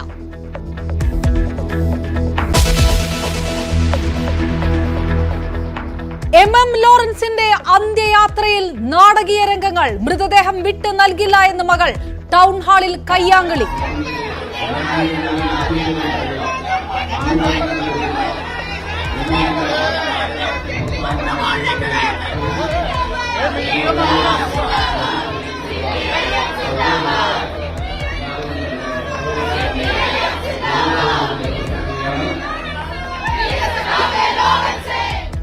മൃതദേഹം സൂക്ഷിക്കണമെന്ന് ഹൈക്കോടതി. തീരുമാനം മക്കളുടെ അനുമതികൾ പരിശോധിച്ച ശേഷം. ആശയുടെ ഹർജിക്ക് പിന്നിൽ RSS എന്ന് ലോറൻസിന്റെ മകൻ.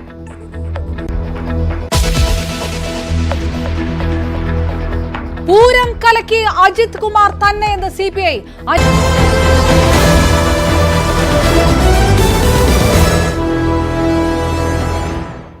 തിരികെ വാർത്തകളിലേക്ക്. മന്ത്രിസ്ഥാനത്ത് നിന്ന് AK ശശീന്ദ്രനെ മാറ്റാനുള്ള PC Chacko Thomas K Thomas വിഭാഗത്തിന്റെ ശ്രമം പാളുന്നു. പാർട്ടിയിൽ ഭൂരിപക്ഷത്തിന് പിന്തുണ ഉറപ്പാക്കിയാണ് ശശീന്ദ്രൻ ഇതിന് തടയിടുന്നത്. തോമസ് കെ തോമസിനെ കേന്ദ്ര നേതൃത്വം പിന്തുണച്ചാൽ പാർട്ടി പിളരുമെന്ന മുന്നറിയിപ്പ് ഇവർ നൽകിയിട്ടുണ്ട്. മുഖ്യമന്ത്രിയുടെയും CPMന്റെയും പിന്തുണയോടെയാണ് ശശീന്ദ്രന്റെ നീക്കമെന്നാണ് സൂചന. കേന്ദ്ര നേതൃത്വത്തിന്റെ പിന്തുണ ഉറപ്പാക്കി തോമസ് കെ തോമസിനെ മന്ത്രിയാക്കാനായിരുന്നു PC ചാക്കോയുടെ ശ്രമം. ശരത് പവാർ പറഞ്ഞാൽ രാജിവെക്കാൻ തയ്യാറാണെന്നും പകരം സംസ്ഥാന അധ്യക്ഷ പദവി നൽകണമെന്നും ആവശ്യപ്പെട്ട് ശശീന്ദ്രൻ ആദ്യ വെട്ടുവെട്ടി. ശശീന്ദ്രനെ പിൻവലിച്ചാൽ NCPക്ക് പകരം മന്ത്രിയെ നൽകണമോ എന്ന് തീരുമാനിക്കേണ്ടത് ഇടതുമുന്നണിയാണെന്ന് മുഖ്യമന്ത്രി പറഞ്ഞതിന്റെ ആത്മവിശ്വാസമായിരുന്നു ഈ നീക്കത്തിന് കാരണം. രാജിവെച്ചാൽ പകരം മന്ത്രിയെ CPM അനുവദിക്കില്ലെന്നും അനുവദിച്ചാൽ തന്നെ അപ്രധാന വകുപ്പെ കിട്ടാൻ ഇടയുള്ളൂ എന്നും ശശീന്ദ്രൻ പവാറിനെ ബോധ്യപ്പെടുത്തി. അതുകൊണ്ടാണ് മുഖ്യമന്ത്രിയുമായി സംസാരിക്കാൻ PC ചാക്കോയ്ക്കും തോമസ് കെ തോമസിനും നിർദ്ദേശം ലഭിച്ചത്. ഇതോടെ ശശീന്ദ്രനെ പിൻവലിച്ചാൽ പകരം മന്ത്രിയും വനം വകുപ്പും ലഭിക്കുമെന്ന് ഉറപ്പിക്കേണ്ടത് ചാക്കോയുടെ ബാധ്യതയായി മാറി. മാത്രമല്ല സംസ്ഥാന അധ്യക്ഷ പദവിയും തുലാസിലായി. PC ചാക്കോയ്ക്കും ചാക്കോയ്ക്ക് ശേഷം പാർട്ടിയിലെത്തിയവർക്കും UDF ചായവുണ്ടെന്ന പ്രചരണം NCPയിലുണ്ട്. അതുകൊണ്ടുതന്നെ ചാക്കോയും കൂട്ടരും പാർട്ടി വിടാനുള്ള സാധ്യത തള്ളിക്കളയാനാകില്ലെന്നും ഏത് പ്രതികൂല സാഹചര്യത്തിലും ഇടതുമുന്നണിക്കൊപ്പം ഉറച്ചു നിൽക്കുന്നത് താനാണെന്നും ശശീന്ദ്രൻ CPM നേതൃത്വത്തെ ബോധ്യപ്പെടുത്തിയിട്ടുണ്ട്. അതുകൊണ്ടുകൂടിയാണ് ശശീന്ദ്രനെ CPM നേതൃത്വം പിന്തുണയ്ക്കുന്നത്. നേരത്തെ മുതൽ NCPയിലുള്ള പലരെയും തഴഞ്ഞാണ് PC ചാക്കോ പുതിയ ഭാരവാഹികളെ തീരുമാനിച്ചത്. അങ്ങനെയാണ് ജില്ലാ കമ്മിറ്റികളിലടക്കം ചാക്കോ അനുകൂലികൾക്ക് ഭൂരിപക്ഷമുണ്ടായത്. ഇതിലും ശശീന്ദ്രൻ വിഭാഗം കടുത്ത അമർഷത്തിലാണ്. ശശീന്ദ്രൻ മന്ത്രിസ്ഥാനത്ത് നിന്ന് മാറുമെന്ന് തോന്നലുണ്ടായതോടെ ഈ വിഭാഗം സംഘടിച്ചു. ചാക്കോയ്ക്കൊപ്പമെത്തിയ ഒരു വിഭാഗത്തിന്റെ പിന്തുണയും ഇവർ അവകാശപ്പെടുന്നു. ശശീന്ദ്രൻ മന്ത്രിസ്ഥാനത്ത് നിന്ന് മാറണമെന്ന് പവാർ നിർബന്ധം പിടിച്ചാൽ പാർട്ടി പിളരുമെന്ന മുന്നറിയിപ്പാണ് ഇവർ നേതൃത്വത്തിന് നൽകിയത്. അങ്ങനെ വന്നാൽ ആർക്കും മന്ത്രിസ്ഥാനം കിട്ടാത്ത സ്ഥിതിയുണ്ടാകും. ന്യൂസ് 18 തിരുവനന്തപുരം. പത്തനംതിട്ട ഏനാദിമംഗലം കിൻഫ്ര പാർക്കിൽ ബയോമെഡിക്കൽ പ്ലാന്റ് സ്ഥാപിക്കുന്നതിനെതിരെ പ്രതിഷേധം. ഇന്ത്യൻ മെഡിക്കൽ അസോസിയേഷന്റെ നേതൃത്വത്തിൽ സ്ഥാപിക്കുന്ന പ്ലാന്റിനെതിരെ വരും ദിവസങ്ങളിൽ പ്രതിഷേധം ശക്തമാക്കാനാണ് നാട്ടുകാരുടെ തീരുമാനം. CPMന്റെയും കോൺഗ്രസിന്റെയും പിന്തുണ നാട്ടുകാർക്കുണ്ട്. കിൻഫ്രയുടെ ഭക്ഷ്യ സംസ്കരണ പാർക്കിൽ IMAയുടെ മാലിന്യ സംസ്കരണ പ്ലാന്റ് സ്ഥാപിക്കുന്നതിനെതിരെയാണ് ജനങ്ങളുടെ പ്രതിഷേധം. ജനവാസ മേഖലയിൽ ആശുപത്രി മാലിന്യങ്ങൾ സംസ്കരിക്കാൻ അനുവദിക്കില്ലെന്ന നിലപാടിലാണ് നാട്ടുകാർ. വിശദമായ പാരിസ്ഥിതിക പഠനം നടത്താതെ പ്ലാന്റ് സ്ഥാപിക്കുന്നത് എന്ത് വില കൊടുത്തും തടയുമെന്ന നിലപാടിലാണ് പ്രദേശവാസികൾ. ഇത് കിൻഫ്രയുടെ ഫുഡ് പ്രോസസിംഗ് യൂണിറ്റ് ആണ്. ഇവിടേക്ക് കടന്നു വരുന്ന ഈ അടുത്ത കാലത്തായി കടന്നു വരുന്ന പ്രോസസിംഗ് ഈ യൂണിറ്റുകൾ മൊത്തവും ഫുഡ് പ്രോസസിംഗുമായിട്ട് ബന്ധമില്ലാത്തതാണ്, പാരിസ്ഥിതിക ആഘാതം ഏൽപ്പിക്കുന്നതാണ്, വായു മലിനീകരണം ഉണ്ടാക്കുന്നതാണ്, ജലശുദ്ധീകരണത്തെ തടയുന്നതാണ്. അതുകൊണ്ട് ഞങ്ങൾ ഇതിനെ ശക്തമായി എതിർത്തു. ഇതൊരു പെട്ടെന്ന് വന്ന തീരുമാനമൊന്നല്ല. 2018 കിൻഫ്ര ഇതിനായി സ്ഥലം അനുവദിക്കുന്നത്. ഈ പ്രോജക്ട് ഇവിടെ കൊണ്ടുവരുന്നതിന് വേണ്ടി പ്രോജക്ട് തയ്യാറാക്കി DPR സമർപ്പിച്ച് പൊല്യൂഷൻ കൺട്രോളിന്റെ ആദ്യത്തെ സാങ്ഷനും എടുത്ത് ഇത് അവതരിപ്പിക്കുന്നതിന് മുമ്പുള്ള പബ്ലിക് ഹിയറിംഗ് സമയത്താണ് ഈ നാട് സത്യത്തിന് അറിയുന്നത് ഇങ്ങനെ ഭയാനകരമായ ഒരു പ്രോജക്ട് ഇവിടേക്ക് കടന്നു വരുന്നത്. ആളുകളെല്ലാം സംഘടിച്ചു പെട്ടെന്ന്. കാരണം ഇത് ഇവിടെ അടുത്തൊന്നുമില്ല, പാലക്കാടാണുള്ളത്. പാലക്കാടുള്ളവർ ഇതിനെ ഭയാനകമായിട്ടാണ് നോക്കുന്നത്. MLA നിയമസഭയിൽ ഇത് പ്രഖ്യാപിക്കുകയുണ്ടായി. നേരത്തെ പബ്ലിക് ഹിയറിംഗിലും ജനകീയ സമരസമിതി പ്ലാനിനെതിരെ എതിർപ്പ് വ്യക്തമാക്കിയിരുന്നു. CPM കോൺഗ്രസ് ഉൾപ്പെടെയുള്ള രാഷ്ട്രീയ പാർട്ടികളാണ് സമരത്തിന് നേതൃത്വം നൽകുന്നത്. ഈ കിൻഫ്ര പാർക്ക് വേണമോ വേണ്ടയോ എന്ന് തീരുമാനിക്കാൻ ഈ നാട്ടിലെ ജനങ്ങൾ ഒറ്റക്കെട്ടായി നിൽക്കുകയാണ്. ഇവിടെ നാളെ ഒരു ബോംബ് ഉണ്ടാക്കുന്ന സ്ഥാപനം തുടങ്ങിയാൽ പഞ്ചായത്തിന്റെ അനുമതി വേണ്ട എന്ന് വിചാരിച്ച് അത് തുടങ്ങുവാനുള്ള ചങ്കൂറ്റം കാണിക്കുന്നവരായി കിൻഫ്രയിലെ അധികാരികൾ മാറാൻ പാടില്ല. അതിനെ അനുവദിക്കത്തില്ല. അതിന്റെ പരിപൂർണ ഉത്തരവാദികൾ ഈ കിൻഫ്രയിലെ ഉദ്യോഗസ്ഥരായിരിക്കും. ആശുപത്രികളിലെ ബയോമെഡിക്കൽ മാലിന്യങ്ങൾ ഉറവിടത്തിൽ നിന്നും 75 കിലോമീറ്ററിനുള്ളിൽ 24 മണിക്കൂറിനകം സംസ്കരിക്കണമെന്നാണ് കേന്ദ്ര മാർഗനിർദ്ദേശം. അതിനാൽ തെക്കൻ കേരളത്തിൽ നിന്നുള്ള മാലിന്യങ്ങൾ നിലവിൽ പ്ലാന്റുള്ള പാലക്കാടാണ് സംസ്കരിക്കുന്നത്. എന്നാൽ മാലിന്യങ്ങൾ വർദ്ധിക്കുന്ന സാഹചര്യത്തിൽ പുതിയ മാലിന്യ സംസ്കരണ പ്ലാന്റ് വേണമെന്ന നിലപാടിലാണ് IMA. ന്യൂസ് 18 പത്തനംതിട്ട. മൂന്നാർ ചൊക്രമുടിയിലെ കയ്യേറ്റത്തിൽ ഉദ്യോഗസ്ഥതല ഒത്താശ നടന്നിട്ടുണ്ടെങ്കിൽ നടപടിക്കൊരുങ്ങിയ റവന്യൂ വകുപ്പ്. ഉദ്യോഗസ്ഥ ഇടപെടൽ സംബന്ധിച്ച് പരിശോധിച്ച് നടപടിയെടുക്കുമെന്ന് ദേവികുളം സബ് കളക്ടർ വ്യക്തമാക്കി. കയ്യേറ്റ ഭൂമിയിൽ വനം, റവന്യൂ, പൊതുമരാമത്ത് വകുപ്പ് ഉദ്യോഗസ്ഥർ സംയുക്ത പരിശോധന നടത്തി. അതീവ പരിസ്ഥിതി ലോല മേഖലയായ ചൊക്രമുടിയിലെ കയ്യേറ്റവും നിർമ്മാണവും വിവാദമായതിനു ശേഷം ഏറെ വൈകിയാണ് റവന്യൂ വകുപ്പിന്റെ നേതൃത്വത്തിൽ സംയുക്ത പരിശോധന നടത്തിയത്.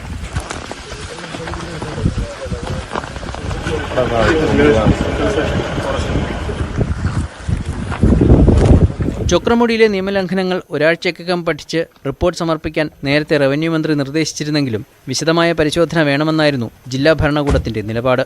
ഇതുപ്രകാരമാണ് ദേവികുളം സബ് കളക്ടറുടെ നേതൃത്വത്തിലുള്ള ഉദ്യോഗസ്ഥ സംഘം ചൊക്രമുടിയിലെത്തിയത്. മരമുറി, റോഡ് നിർമ്മാണം, കുറിഞ്ഞിച്ചെടികൾ നശിപ്പിക്കപ്പെട്ട സംഭവം തുടങ്ങിയവയിൽ ആദ്യഘട്ട തെളിവ് ശേഖരണം നടത്തി.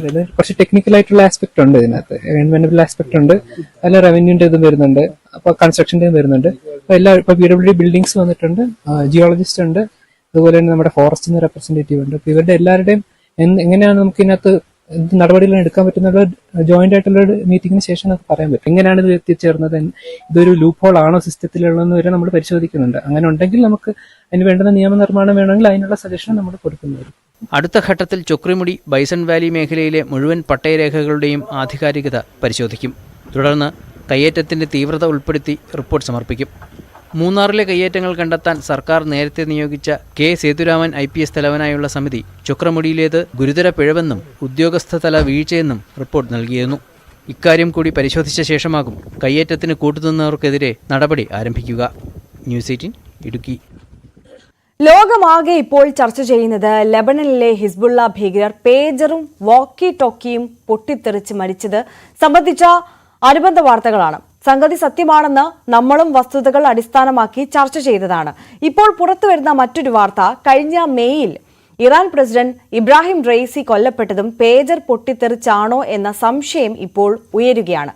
ഹെലികോപ്റ്റർ അസർബൈജാൻ മലനിരകളിൽ വീണാണ് റെയ്സി മരിച്ചത്. റെയ്സിയും പേജർ ഉപയോഗിക്കുന്ന ആളായിരുന്നു. യാത്രയ്ക്ക് ഫിറ്റായിരുന്ന ഹെലികോപ്റ്റർ കാലാവസ്ഥാ പ്രശ്നം കാരണം തകർന്നു വീണെന്നാണ് അന്വേഷണ റിപ്പോർട്ട്. പക്ഷേ സാഹചര്യ തെളിവുകൾ പേജർ സ്ഫോടനത്തിലേക്കും വെളിച്ചം വീശുകയാണ് ഇപ്പോൾ. ലോകത്തെ കഴിഞ്ഞ വാരത്തിൽ ഞെട്ടിച്ച സംഭവമായിരുന്നു ലെബനോണിലെ പേജർ സ്ഫോടനം. ഇസ്രയേൽ നടപ്പാക്കിയ കൊടും ക്രൂരമായ യുദ്ധക്കുറ്റം. ആശയവിനിമയത്തിനുള്ള പേജറുകൾ പൊട്ടിത്തെറിച്ച് ഹിസ്ബുള്ളക്കാർ കൊല്ലപ്പെടുക, ആയിരക്കണക്കിന് പേർക്ക് പരിക്കേൽക്കുക. ശരിക്കും പറഞ്ഞാൽ പുതിയൊരു യുദ്ധമുറ എന്നതിനപ്പുറം ഞെട്ടിക്കുന്ന വാർത്ത തന്നെയായിരുന്നു. ഇതായിപ്പോൾ പുതിയ മറ്റൊരു വാർത്ത കൂടി വരുന്നു. അതും വലിയ അർത്ഥത്തിൽ രാജ്യാന്തര രാഷ്ട്രീയത്തിൽ ഞെട്ടലുണ്ടാക്കുന്നതാണ്. ഇറാൻ പ്രസിഡന്റ് ഇബ്രാഹിം റൈസിയുടെ മരണവും പേജർ പൊട്ടിത്തെറിച്ചാണെന്നാണ് രാജ്യാന്തര മാധ്യമങ്ങൾ റിപ്പോർട്ട് ചെയ്യുന്നത്. ഇബ്രാഹിം റൈസിയുടെ മരണം നമ്മളാരും അത്ര പെട്ടെന്നൊന്നും മറന്നുപോവില്ല. കഴിഞ്ഞ മെയ്യിലായിരുന്നു സംഭവം. മെയ് 19 കിഴക്കൻ അസർബൈജാനിലെ മലനിരകളിൽ ഹെലികോപ്റ്റർ തകർന്നു വീണാണ് ഇബ്രാഹിം റൈസിയും ഇറാനിയൻ വിദേശകാര്യമന്ത്രിയായ ഹൊസൈൻ അമീർ അബ്ദുള്ളാഹിയാനും മരിച്ചത്. അന്നേ അവരുടെ മരണത്തിൽ ഇസ്രയേലിന്റെ പങ്ക് അനുമാനിച്ചിരുന്നു. ഇസ്രയേൽ ഹമാസ് യുദ്ധം തുടരുകയാണ്. എക്കാലത്തെയും ഇസ്രയേലിന്റെ വൈരിയാണ് ഇറാൻ. മാത്രമല്ല, ഇസ്രയേലിന്റെ അയൽ പ്രദേശങ്ങളായ ഗാസയിലും ലെബനോനിലും എല്ലാം ഇസ്രയേലികളുടെ ശത്രുക്കൾക്ക് ആളും അർത്ഥവും നൽകുന്നത് ഇറാനാണെന്നത് പകൽ പോലെ സത്യവുമാണ്. ഈ സാഹചര്യത്തിൽ ഹെലികോപ്റ്റർ തകർന്നതിന് പിന്നിൽ ഇസ്രയേലിന്റെ ഇടപെടലായിരുന്നു എന്ന വസ്തുത ഇപ്പോൾ കൂടുതൽ വ്യക്തമാവുകയാണ്. ഇറാൻ പ്രസിഡന്റായിരുന്ന ഇബ്രാഹിം റൈസി പേജർ സ്ഥിരമായി ഉപയോഗിച്ചിരുന്നയാളാണ് എന്നതാണ് ഈ സംശയം ബലപ്പെടുത്തുന്നത്. പേജർ പൊട്ടിത്തെറിച്ചാകാം ആകാശമധ്യത്തിൽ ഹെലികോപ്റ്റർ തകർന്ന് അസർബൈജാൻ അതിർത്തിയിലെ മലനിരകളിൽ വീഴാൻ കാരണമായത്. ഇറാൻ പാർലമെന്റ് അംഗം അഹമ്മദ് ബക്ഷയേഷ് അബ്ഡൈസ്ഥാനിയാണ് ഇങ്ങനെയൊരു സൂചന ഇപ്പോൾ മാധ്യമങ്ങളുമായി പങ്കുവെക്കുന്നത്. ഹിസ്ബുള്ളക്കാർക്ക് പേജറുകൾ വാങ്ങി നൽകിയത് ഇറാനാണ്. ഈ പേജറുകളിലാണ് വലിയ കൃത്രിമം നടന്നതും കൂട്ടപ്പൊട്ടിത്തെറി ഉണ്ടായതും. ഇക്കൂട്ടത്തിലൊന്നായിരുന്നോ ഇബ്രാഹിം റൈസി ഉപയോഗിച്ചിരുന്ന പേജറെന്ന് വ്യക്തമല്ല ഇപ്പോഴും. ഇറാൻ വാങ്ങി നൽകിയ പേജറുകൾ ഹിസ്ബുള്ളക്കാരുടെ മരണത്തിന് ഇടയാക്കി പൊട്ടിത്തെറിച്ചത് എങ്ങനെയാണെന്നും അതിൽ ഇറാൻ സൈന്യത്തിന് എന്തെങ്കിലും പങ്കുണ്ടായിരുന്നോ എന്നുകൂടി അന്വേഷിക്കണമെന്നും അബ്ഡെസ്ഥാനി പറയുന്നു. റൈസിയുടെ മരണം സംബന്ധിച്ച് ഇറാൻ നടത്തിയ അന്വേഷണത്തിന്റെ റിപ്പോർട്ട് കഴിഞ്ഞ മാസം പുറത്തു വന്നിരുന്നു. ഇതിൽ പറയുന്നത് മോശം കാലാവസ്ഥയാണ് ഹെലികോപ്റ്റർ തകരാൻ കാരണമായതെന്നാണ്. അതിനിടയിലാണ് റെയ്സി പേജർ ഉപയോഗിച്ചിരുന്നു എന്നും ഹിസ്ബുള്ളക്കാരുടെ പേജറുകൾ പൊട്ടിത്തെറിച്ച വാർത്തയും പുറത്തുവരുന്നത്. റെയ്സിയുമായി അസർബൈജാനിലെ പരിപാടിക്ക് പറന്നുയരുന്നതിന് മുൻപ് ഹെലികോപ്റ്ററിന്റെ ഫിറ്റ്നസ് പരിശോധിച്ചിരുന്നെന്നും എല്ലാ തരത്തിലും ചോപ്പർ സജ്ജമായിരുന്നുവെന്നും അന്വേഷണ റിപ്പോർട്ടിൽ പറയുന്നു. ഇവിടെയാണ് പേജർ പൊട്ടിത്തെറിയുടെ സാധ്യതയുള്ളത്. ചൈനീസ് മാധ്യമമായ ഷിൻഹുവയാണ് ഇറാൻ സൈന്യത്തിന്റെ റിപ്പോർട്ട് പുറത്തുവിട്ടത്. ഇതിൽ പറയുന്നത് പ്രകാരം അപകടമുണ്ടാകേണ്ട സാഹചര്യങ്ങൾ അത്രയധികം ഉണ്ടായിരുന്നില്ല. മോശം കാലാവസ്ഥയെ പ്രതിരോധിക്കാൻ ശേഷിയുണ്ടായിരുന്നതാണ് റെയ്സി സഞ്ചരിച്ചിരുന്ന ഹെലികോപ്റ്റർ. അപകട സാധ്യതയോ കാലാവസ്ഥാ പ്രശ്നമോ ഉണ്ടായിരുന്നുവെങ്കിൽ വഴിതിരിച്ചുവിടാമായിരുന്നു. അങ്ങനെയൊരു സാധ്യത പരിശോധിച്ചിട്ടില്ല. മാത്രമല്ല, അപായ സാധ്യതയുള്ളതായി പൈലറ്റ് റിപ്പോർട്ട് ചെയ്തിട്ടുമില്ല. കാലാവസ്ഥ മോശമായിരുന്നു എന്നത് സത്യമാണ്. പക്ഷേ പൈലറ്റ് അപായ സാധ്യത റിപ്പോർട്ട് ചെയ്യാത്തതാണ് ഇപ്പോൾ സംശയത്തിന് ഇട നൽകുന്നത്. ഇബ്രാഹിം റെയ്സിയുടെ മരണത്തിന് കാരണവും പേജർ പൊട്ടിത്തെറിയാണെന്ന് സ്ഥിരീകരിക്കുകയാണെങ്കിൽ അതിന് ഇറാൻ സൈന്യവും ഉത്തരം പറയേണ്ടി വരും. ഇസ്രയേൽ നടപ്പാക്കിയതാണ് പേജർ പൊട്ടിത്തെറിയെങ്കിലും അത് വാങ്ങി നൽകിയത് ഇറാൻ സൈന്യമാണ്. MG രേണുകയുടെ റിപ്പോർട്ടാണ് കണ്ടത്. വാർത്താരംഭം പൂർണ്ണമാവുകയാണ്. ഇടവേളയ്ക്ക് ശേഷം കാണാം ന്യൂസ് ട്രെൻഡ്സ്. നമസ്കാരം. കലക്കിയ ആളിനെയല്ല, LDF പ്രതിസന്ധിയിലേക്ക്. വനം മന്ത്രിയെ വേദിയിലിരുത്തി വകുപ്പിനെയും സർക്കാരിനെയും വിമർശിച്ച് PV അൻവറും. ഇവിടെ എത്തി വനം വന്യജീവി കൈകാര്യം ചെയ്യുന്ന ഉദ്യോഗസ്ഥരുടെ മനസ്സ്